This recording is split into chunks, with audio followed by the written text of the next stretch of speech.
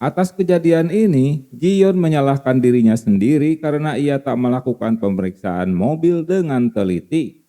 Pak Sim menyuruhnya untuk berhenti menangis karena tak ada yang tahu kejadiannya bakal begini. 짓이 확실해요. Jion mencurigai Bu Kwon yang merencanakan ini karena di dalam mobil ia mengirimkan pesan pada seseorang. Esoknya, Yong Tae terkejut mendengar Kim Bon telah tewas, dan ia segera memindahkan Yong Tae ke tempat baru dengan bantuan Pak Sim. 오후에 안가로 옮길 거니까 짐 정리. 나는 안전한 건가? Di tempat lain, Kim memberitahukan berkat virus KORS kini harga saham farmasi Case melonjak naik. Hal ini tentu membuat Pak Chung Sang senang. Ia juga orang yang telah merencanakan pembunuhan Terius. Sementara Airin terkejut mendengar Kim Bon telah tewas dalam misinya. Hanya kenangan manis yang masih diingatnya. 작전에 실패했어요. Untuk melupakan rasa kesedihannya, Airin mengajak kedua bocah kembar untuk tinggal sementara di Pulau Jeju. Singkatnya, mereka kini tinggal bersama kakek nenek mereka. Dan Airin bekerja part-time di kafe. Hari itu Ji-yong terkejut karena Yong Tae telah menghilang dari tempatnya. Tentu saja membuat Pak Sim pening karena Yong Tae adalah saksi kunci dan memiliki barang bukti tas. Tak ada pilihan lain, misi mereka harus segera dihentikan. Karena tak ada jaminan Yong Tae selama ini ucapannya tak ngibul. Apalagi yang mereka hadapi industri militer. 아니에요. 원래가 사기꾼이었다며. 막말로 다 가짜 아니냐? Dan pimpinannya juga tak diketahui wajahnya. Kembali ke Pulau Jeju, seorang pria memesan 2 cup kopi dan meminta diantarkan ke kursi di dekat pantai. Saat Airin mengantarkan pesanannya, ia terkejut karena pria yang sudah menunggunya ternyata Kim Bon yang terlihat segar bugar.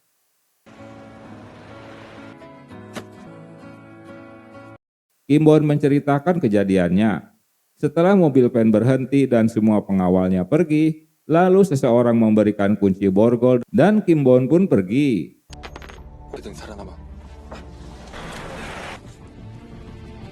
Sesaat kemudian mobil van itu meledak. Kim Bon melihat dari kejauhan di saat Jion menangis. Kedatangan Kim Bon di rumah orang tua Airin tentu membuat kedua orang tuanya terkejut. 시터예요. Mereka heran karena Airin menjelaskan jika Kim Bon pengasuh kedua cucunya. Kim Bon tak bisa menolak saat mereka akan menyiapkan makan malam bersama. Airin dan ibunya pergi ke laut untuk mencari ikan. Sementara Kim Bon menemani ayahnya untuk melepaskan cangkang kerang. Ternyata Pak Chun Sang seorang pejabat di Gedung Biru. Ia bertemu dengan Menteri Kesehatan yang telah mau membeli vaksin yang ditawarkan oleh perusahaan Case dengan didampingi Ibu Kwon. 빨리 안정을 찾았어요. 국민들을 안심시키는 일이라면 회장님 아주 큰일 하셨어요. Seperti tak makan 2 hari, Kim Bon begitu lahap. Yang pasti ia tak pernah merasakan makanan yang baru saja didapat langsung dari laut. Malam harinya tidur Kim Bon begitu ngorok hingga mengganggu semua orang. Esok hari Kim Bon membantu ibu Airin untuk memetik jeruk dan membawakan rumput laut karena Airin menyelam untuk mengambil ikan. Di tempat lain, Pak Chun Sang tak mau menemui Yong Tae karena dianggap telah mengkhianatinya. Setelah kembali ke kota, teman-temannya terkejut melihat Kim Bon masih hidup. Jion begitu terharu melihatnya. Operasi rahasia mereka hampir saja dihentikan. 맞다 지연아. 모든 게 다 엉망진창이었어. 근데 네가 Di rumah, Eun-ha secara tak sengaja menemukan USB yang tergeletak di antara mainan anak-anak. Betapa terkejutnya ia melihat isi USB tersebut.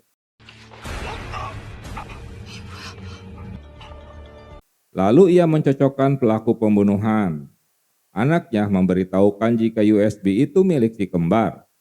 Saat menghubungi Airin, Ke mendengar pembicaraan mereka yang tentu saja akan menjadi targetnya. 왜 죽일 거라 그러지? Saat Kim Bon kembali ke tempat persembunyiannya, ia tak menemukan Yong Tae yang ternyata sudah kabur. Airin awalnya bertanya-tanya mengapa USB pembunuhan itu bisa berada di tangan anaknya. Namun ia teringat saat itu si kembar sedang memegang jam pasir yang ditemukan di rumahnya. Berarti pembunuhan itu berkaitan dengan pembunuhan Pak Mun dan suaminya. Di parkiran, Kay mulai beraksi untuk menemui Eun-ha. Sementara Eun-ha janjian untuk bertemu Aerin untuk memberikan USB-nya. Dalam perjalanan, Kay memukulnya hingga pingsan dan ia mengambil USB-nya. Aerin panik melihat Eun-ha pingsan, lalu ia menghubungi rumah sakit. Di tempat lain, Kim Bon kedatangan tamu tak dikenal. Ia sudah siap-siap dengan pistolnya. Namun ternyata yang muncul malah si Yong Tae. Kim Bon menanyakan di mana laptop dan berkas-berkas miliknya. 내 노트북이랑 자료들을. Sementara Eun-ha sudah siuman. Ia sangat kesal karena berani-beraninya ia sebagai ketua KIS, yaitu kumpulan emak-emak di komplek apartemen, diserang orang tak dikenal. Setelah memeriksa tasnya, dompet dan data USB-nya hilang. Ia menduga jika itu aksi perampokan biasa. USB가 없는데? 내가 다시 가서 찾아볼게. Eun-ha terkejut melihat foto-foto yang diperlihatkan Aerin jika Pak Mun orang yang dibunuh. Ia bertanya-tanya bagaimana Aerin bisa tahu pria itu. Aerin meminta Eun-ha tak boleh memberitahukan pada siapapun tentang ini, termasuk kedua teman mereka. 너 살겠다고 다시 저쪽 가서 붙은 거야? Di lain tempat, Yong Tae memberitahukan ia mendengar kabar jika Kim Bon tewas karena ledakan mobil saat dipindahkan. Awalnya, Kim Bon menduga jika Yong Tae mengkhianatinya setelah ia tewas. Lalu Yong Tae menceritakan jika ia menemui Kay agar bisa bertemu dengan atasannya yang selama ini hanya tahu dari suaranya saja. Sambil memberikan laptop dan dokumen Kim Bon, Yong Tae menduga ada seseorang dari Gedung Biru yang juga anggota Stone Corner. 청와대 라인도 만났어 난. Sementara itu, Aerin memberitahukan Jion jika pembunuhan Pak Mun dan suaminya terjadi di hari yang sama. Pelakunya adalah orang yang juga menculik si kembar. Suaminya hari itu datang ke Metaflash untuk suatu pekerjaan dan tak sengaja melihat aksi pembunuhan Pak Mun. Di ruang kontrol CCTV apartemen, lagi-lagi rekaman di hari itu menghilang. Tentu mereka tak dapat melihat siapa pelaku pemukulan Eun-ha. Perseteruan Pak Sim dan Bu Kon terus terjadi. 철저히 수사해. 이라도 된 기분이 듭니다. Pak Sim menduga jika pelaku peledakan bom dan merubah rutenya adalah perbuatan Bu Kon. Karena hanya ia yang menginginkan Terius mati. Walau tuduhan itu ia bantah, karena yang Bu Kon inginkan adalah laporan proyek Candy yang dibuat oleh Choi tentang proyek nuklir kedua Korea. 라 실장이 여기를 어떻게... Menyadari ada peretas di rumah Eun-ha, Dowo datang dengan membawakan bunga untuk Eun-ha dan menghancurkan peretasnya. Di lain tempat, Kim Bon memberitahukan Jion jika ia menemui Yong Tae. Yong Tae yang selama ini diduga kabur tentu membuat Jion lega karena misi mereka tak akan dibubarkan Pak Sim. Yong Tae sedang berusaha agar ia menjadi agen ganda untuk mendekati mereka. Di bagian lain, ia juga meminta maaf pada Aerin karena pembunuhan suaminya hanyalah sebuah kecelakaan. Ia tak pernah menyuruh untuk membunuhnya. Ia bersedia dihukum jika semuanya telah usai. 불씨랑 협력해서 그놈들 꼭 잡아줘요. Hari itu Yong Tae diundang untuk bertemu dengan si pemilik suara. Dowo memberikan kacamata yang bisa langsung direkam ke komputer. Dengan membawa tas miliknya, ia berhasil ketemu si pemilik suara. Kemunculan wajah Chun Sang membuat mereka terkejut karena ia kepala sekretariat presiden. Oh my god. Untuk kali pertama, Yong Tae menemui orang yang selalu memberikan perintah untuknya. Menduga Yong Tae akan menghadapi bahaya, Kim Bon menyamar sebagai pegawai restoran. Awalnya Yong Tae akan dihabisi di tempat, namun ia berhasil mengecoh jika Kim Bon memiliki brankas menyimpan data rahasia proyek Kandi di Bank Swiss, dan ia memiliki kuncinya. Mendengar itu, Pak Chun Sang membatalkan niat jahatnya. Yong Tae akan memberikan kuncinya asalkan dia dipekerjakan kembali olehnya. Diketahui jika Pak Chun Sang menyimpan semua bukti kejahatan di rumahnya, jadi mereka berencana untuk menyusupkan Aerin ke dalam rumahnya untuk menyamar sebagai tukang masak di sana. Dan kepala pelayan di sana bernama Bu Andajung. Ia tak hanya pintar memasak, namun ia juga diduga agen rahasia Cornerstone yang pintar bertarung jarak dekat dengan menggunakan pisau. Dan semua orang berkuasa di Korea berebut untuk mendapatkannya.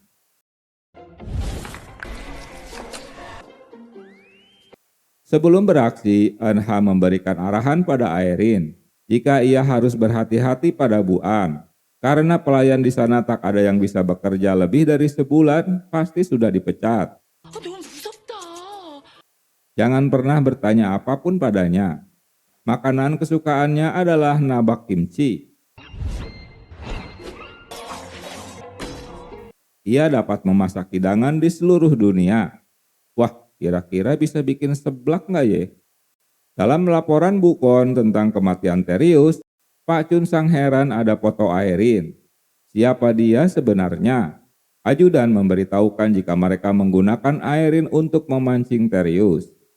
Singkatnya, calon tukang masak hari itu ada 3 kandidat. 1 orang langsung dikeluarkan setelah bertanya tentang wajahnya yang tak keriput. PA ya. Kini tinggal Aerin yang masih dites Bu An. Ia memberikan nabak kimchi kesukaannya. Aerin diterima bekerja setelah membuatkan minuman untuknya. Kemudian, Bu An memberitahukan jalan keluar lain dari rumah itu jika matahari sudah terbenam. Dalam perjalanan ada seseorang yang menguntitnya, ia yang ketakutan pun segera kabur. Sayangnya tertangkap dan orang itu menodongkan pistolnya. Entah ngompol atau enggak si Aerin ini karena ketakutan. Pria itu menembakkan pistol mainannya. Ternyata itu ulah Kimbon. Walah bikin jantungan.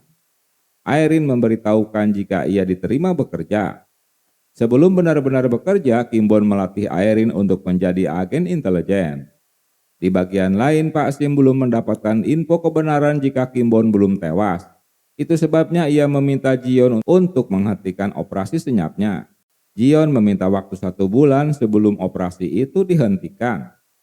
Tak diduga secepat itu Pak Chun Sang menyuruh Yong Tai pergi ke Swiss untuk mengambil semua barang-barang milik Terius. 회수해와야 할 것 아닌가. Lalu Yong Tai memberitahukan Kimbon. Sebelum bekerja, Aerin dibekali lensa kontak untuk direkam di komputer mereka dan menempelkan stiker peretas di kamar Pak Chun Sang.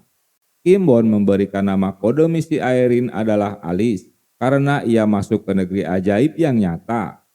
Hari itu Aerin yang kini bernama Alice mulai bekerja. Dengan menggunakan kontak lens, mereka dapat mengetahui kegiatannya. 부엌이라는 얘기죠.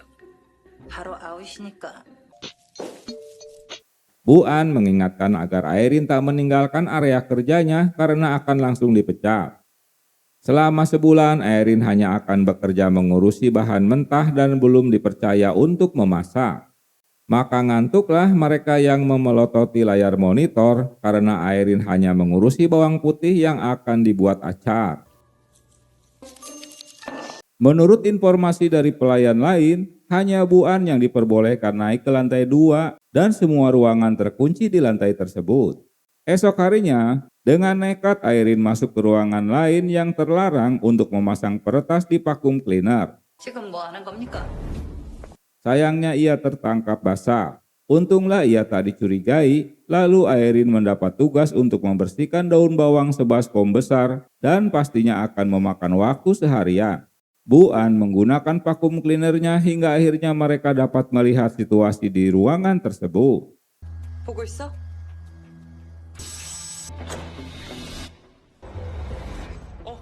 Untuk membuka berangkasnya, mereka mendapatkan bantuan peralatan dari Dr. Park untuk urusan teknis.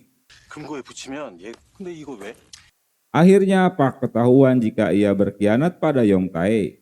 Sesaat setelah ia menghubungi Pak Chun Sang. Dalam pertemuan, Jion mengingatkan jika misi ini harus berhasil. Kimbon akan bergerak setelah Pak Chun Sang dan Yong Tai akan pergi ke Swiss malam ini jam 7 malam. Diduga di dalam berangkasnya ada daftar orang yang telah disuap. nama-nama orang yang terlibat dengan aksi mereka, dan tentu saja bukti USB pembunuhan Pak Mun. Jika semua itu didapat, sudah cukup polisi mengeluarkan surat penangkapan. 대통령 비서실장도 Kimbon merencanakan aksi mereka.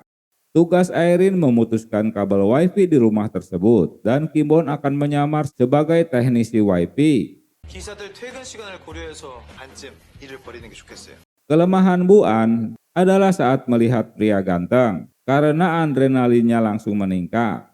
Dengan speak-speak, Kimbon berhasil membuat Bu An bertekuk lutut. Walau awalnya ia protes mengapa teknisi yang biasa datang ke sana diganti orangnya. Dengan dalih telah mengganti dekodernya, Kimbon membutuhkan komputer untuk mengganti semua kata sandinya. 비밀번호 세팅을 다 다시 해줘야 되는데 Rupanya rumor Bu An sangat menyukai pria ganteng bukanlah isapan jempol belaka. Ia benar-benar luluh hatinya dan tak fokus pada pekerjaan. Saat itulah Airin dengan sengaja memecahkan guci untuk memancingnya keluar ruangan. 풍문이 아니라 Hingga Kimbon dengan mudah memasang peretas di ruangan tersebut.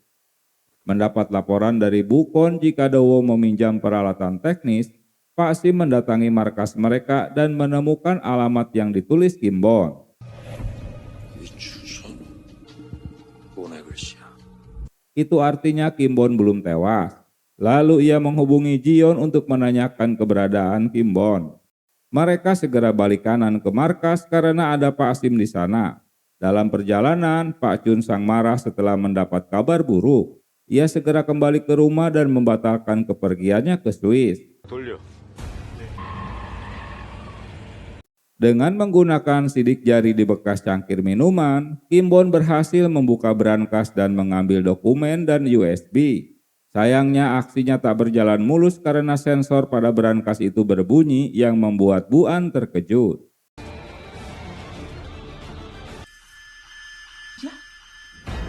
Untunglah Kimbon berhasil melumpuhkannya. 리스 비상 상황이에요. Kemunculan Kei tentu akan menjadi masalah besar. Ia berhasil menyelamatkan Airin walau tangannya terkena tembak. Agar si Airin tak jadi korban, ia menyuruh pergi sambil membawakan tas miliknya. Dan mereka pun melanjutkan dengan perkelahian. Namun Kimbon terpojokan. Saat itulah Bu Kwon datang dan memberikan tembakan peringatan hingga membuat Kei kabur. Kembali ke markas, Pak Sim marah karena Jion tak memberitahukan Kimbon masih hidup. Pak Sim terkejut mendengar Kimbon tertembak di rumah Pak Chun Sang. Kemudian mereka mendatangi rumah sakit di mana Bu Kwon masih berada di sana. Bu Kwon memberitahukan jika ia tertembak setelah melakukan kejahatan di rumah kepala sekretaris presiden. Dan bukan ia yang menembaknya tanpa memberitahukan si pelaku. Tuduhan Bu Kwon jika Jion terlibat dibantah Pak Sim karena ia sedang bersamanya. K야 그놈을 잡으러 가야겠어. Dokter memberitahukan jika operasi pengambilan peluru berjalan lancar dan pasien perlu istirahat. Tiba di rumah, Pak Chun Sang terkejut karena dokumen di dalam brankasnya telah menghilang. Sementara Kei juga mendapati luka tembak dari Bu Kwon. Dengan sakti ia mengambil sendiri peluru yang menancap di pahanya. Pak Chun Sang menyuruh Kei kabur dari Korea. Di tempat lain, Bu Kwon tahu jika Yong Tai ingin menyelamatkan Kimbon yang nyawanya terancam. Dugaan itu tak dibantahnya. Bu Kwon mengajak bertemu Yong Tai guna menanyakan mengapa Jion dan Kimbon tak mempercayai dirinya. Dalam kesempatan itu, Yong Tai ingin memastikan jika Bu Kwon tak terkait dengan Stone Corner. 이게 뭐야? 타로 카드잖아.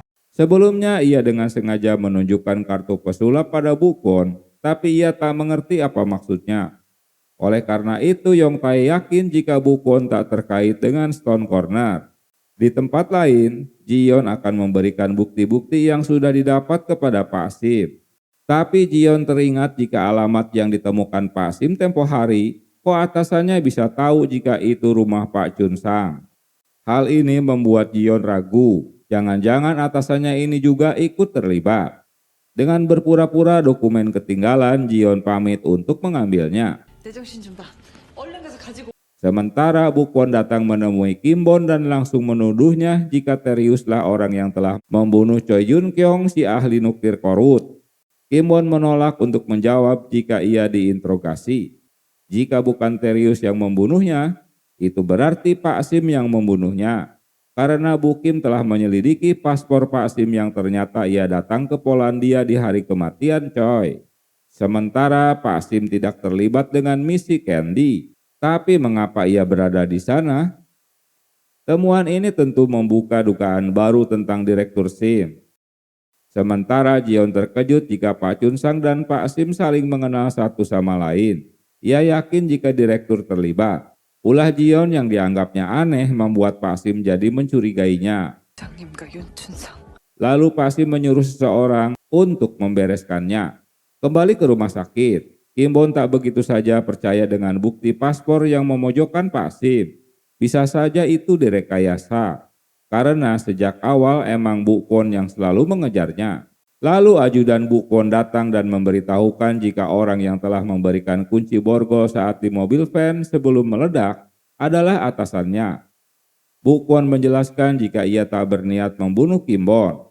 Jika ia tewas, ia tak bisa mendapatkan bukti laporan kerjasama nuklir. Dan hanya Bu Kwon yang tak menginginkan Kim Bon mati. Ledakan mobil van itu atas rencana Pak Sim. Dengan tak sengaja Bu Kwon mendengar pembicaraannya. Tentu perubahan drastis ini membuat Kim Bon jadi kebingungan deh. Yang tadinya musuh ternyata bukan. Dan begitu sebaliknya. Kembali ke 3 tahun lalu, ternyata orang yang menembak Terius saat itu tak lain adalah Pak Sim. Lalu Pak Sim juga orang yang telah mengambil laporan yang didapat dari Choi Yung Kong. Keesokan harinya, Pak Sim memberikan USB laporan itu pada Badan Intelijen Misterius. Kini Kim Bon paham jika orang yang telah mengambil USB tersebut adalah Pak Sim. Kim Bon meminta Bu Kwon untuk melepaskan borgolnya karena Jion dalam bahaya. Lalu Kim Bon berhasil menghubunginya. Namun beberapa saat kemudian, 만났어? 안 그래도 너한테 가려던. Jion ditabrak mobil karena sudah ditarget. Pelaku mengambil tas tanpa memperdulikan nyawa Jion yang terluka parah. Waduh, sadis. Kim Bon menanyakan kepastian untuk terakhir kalinya mengapa Bu Kwon memakai kancing gold clover pada bajunya. Lalu ia menjelaskan jika baju itu pemberian Pak Sim. Nah, Kim Bon kini paham jika Pak Sim sengaja mengaitkan Bu Kwon dengan pesulap K. Kemudian Kim Bon memberikan barang bukti yang dimilikinya pada Bu Kwon karena kini ia mempercayainya. 믿겠습니다. Lalu ia meminta Dowo untuk melacak keberadaan ponsel Jion. Di tempat lain Pak Sim jadi panik setelah tak menemukan barang bukti di tas Jion. Ia menghubungi Pak Chun Sang bahwa ia gagal mendapatkan kembali berkas miliknya. Tak buang waktu, Pak Chun Sang segera kabur untuk bersembunyi. Di gedung biru, Bu Kwon datang membawa barang bukti. Sementara Jion baru tiba di rumah sakit untuk mendapat pertolongan. Dengan gerasah-gerusuh, Pak Sim berusaha akan membuang barang bukti yang dimilikinya. Tapi ia dikejutkan dengan kedatangan Kim Bon. 왜 그랬어? Dengan mudah Kim Bon berhasil merebut pistol Pak Sim. Kemudian Kim Bon menanyakan mengapa Pak Sim tega membunuh Choi dan menembak dirinya. Dan kini melukai Jion, orang yang benar-benar mempercayainya. Pak Sim memberikan alasan karena mereka bertiga telah mengganggu rencana mereka. 죽여도 되는 사람은 없어. Kemunculan Bu Kwon dan tim tepat pada waktunya. Bu Kwon mengingatkan agar Terius tidak membunuhnya. Karena Pak Sim akan dibutuhkan untuk menangkap Pak Chun Sang dan mengkonfirmasi daftar Cornerstone. 마저도 읽고 싶어. Akhirnya Pak Sim ditangkap Bu Kwon. Dengan terlukanya Jion, Dowo lah orang yang paling terpukul karena Jion teman kerjanya selama ini. Tiba di rumah, Kim Bon memberitahukan Yong Tae jika operasi Jion berhasil namun ia belum siuman. 킹스백 작전 마무리될 때까지 Esok harinya, Bu Kwon memberikan kembali tanda pengenal dan pistol milik Kim Bon. Dan ia boleh kembali bertugas di NIS. Ia akan menggantikan posisi Jion. Hari ini Bu Kwon akan memindahkan Pak Sim ke R3 di bawah pengawasan Do Hun. Kemudian Kim Bon memberesi barang-barangnya untuk pindah ke kantor NIS. Pemindahan Pak Sim ke R3 dilakukan dengan pengawalan ketat. Di bagian lain, Do menemukan rekaman CCTV jalanan dan menemukan 2 mobil yang mencurigakan. Ia menemukan seseorang bernama Do Hun. Ia teringat dengan ocehan Bu Kwon jika Do Hun yang akan memimpin pemindahan Pak Sim. Kim Bon terlambat untuk menanyakan pada Bu Kwon kepergian rombongan ke R3 yang ternyata mereka sudah berangkat. Dalam perjalanan, seperti dugaannya Do Hun mengalihkan rute perjalanan dan mobil lainnya menghalangi para pengawal, hingga mereka saling menembak.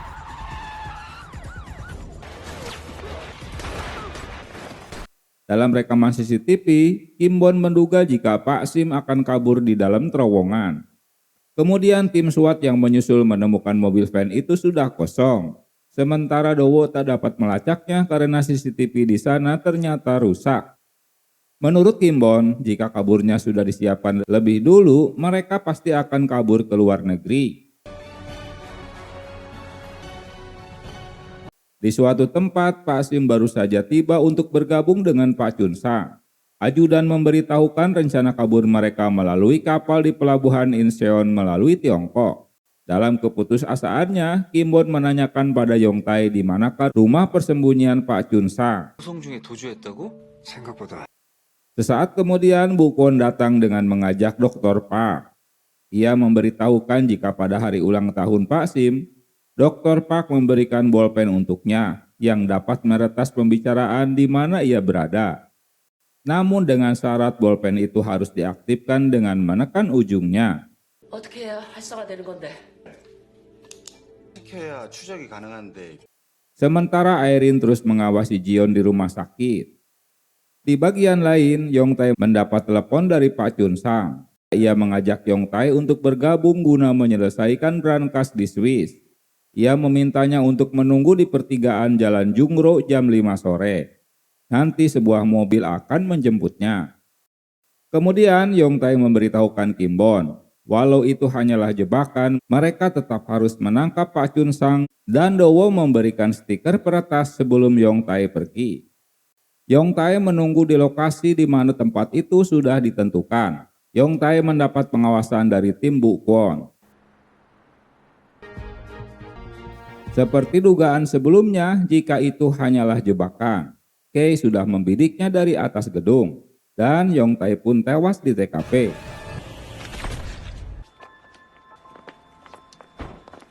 Di lain tempat, kedua penjahat itu menuju pelabuhan Incheon. Dalam perjalanan, Pak Chun Sang meminjam bolpen Pak Sim dan mengaktifkan pelacaknya hingga mereka dapat mendeteksi keberadaannya. Tentu mereka langsung mengejarnya. 위치 활성화됐어요. 전송할게요. 오케이. Di dekat pelabuhan, tak ragu-ragu lagi, Kim Bon menabrakkan mobilnya pada iring-iringan mobil mereka hingga mereka saling tembak.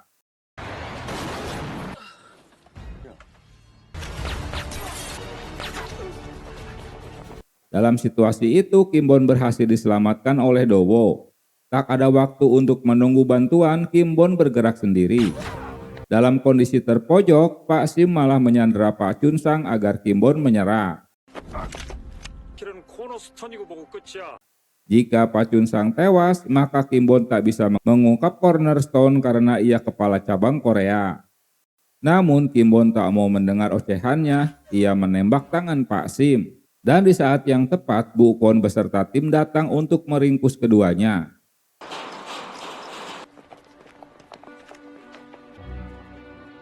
Dalam penangkapan kali ini, Bu Kwon akan mendampingi Pak Sim di mobil van. Satu bulan kemudian, Kim Bon dan Airin mendatangi rumah Abu Yong Tae. Kim Bon memberitahukan jika brankas di Swiss hanyalah bualan Yong Tae. Setelah ia terpojokkan Pak Chun Sang, 비밀 금고가 없었단 얘기예요? mereka menemui Jion yang sudah membaik sebelum Kim Bon ditugaskan ke Polandia untuk mengejar Kei. Di Polandia, Kei baru saja tiba untuk membunuh targetnya. Sementara di tempat yang sama, Kim Bon juga sedang menyiapkan senapannya untuk mencari keberadaan Kei. Kim Bon alias Terius berhasil mengeksekusi Kei tepat di jidatnya.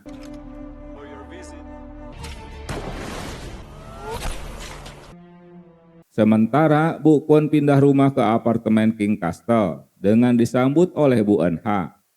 Bu Kwon menerima Aerin untuk bergabung dengan agen NIS yang kodenya bernama Alice.